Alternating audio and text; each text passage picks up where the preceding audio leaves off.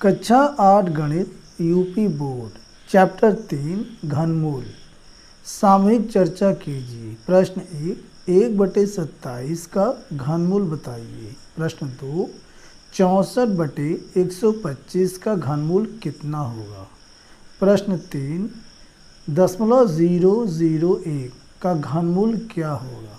प्रश्न 4 0.027 का घनमूल बताइए।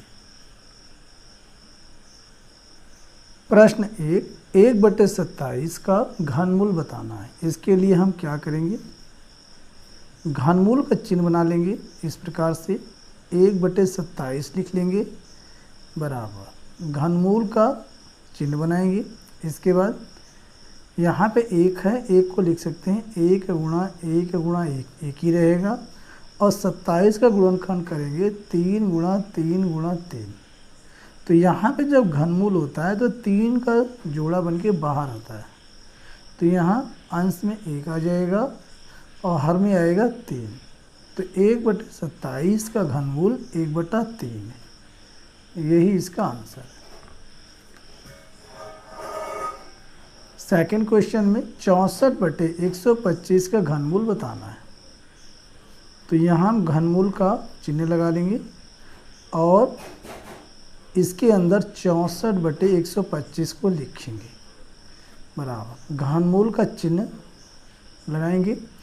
64 का गुणनखंड करेंगे तो ये हो जाएगा 4 गुना 4 गुना 4, 4 चौका 16, 16 चौका 64। और 125 को हो जाएगा 5 गुना 5 गुना 5, 5 पंजे 25, 25 पंजे 125। तो यहाँ पे 4 का जो है त्रिक समूह बन रहा है और यहाँ हर में 5 का त्रिक समूह बन रहा है। तो ये घनमूल से बाहर हो जाएगा। 4/5 इसका आंसर आ गया। प्रश्न नंबर 3 0.001 का घनमूल बताना है। तो यहाँ पे हम इसे क्या करेंगे, दशमलव जब हटाएंगे तो ये हो जाएगा 1/1000। अब इसका हम निकाल लेंगे घनमूल और यहाँ पे घनमूल का चिन्ह बनाएंगे 1/1000 यहाँ लिख देंगे। इसके बाद 1 को हम लिख सकते हैं घनमूल के अंदर 1 गुना 1 गुना 1। इसके बाद 1000 को लिख सकते हैं 10 गुना 10 गुना 10।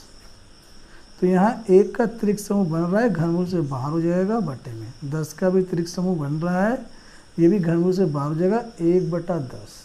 अब 10 से भाग देंगे तो यहाँ पे इसका आंसर आ जाएगा 0.1। यही इसका आंसर है।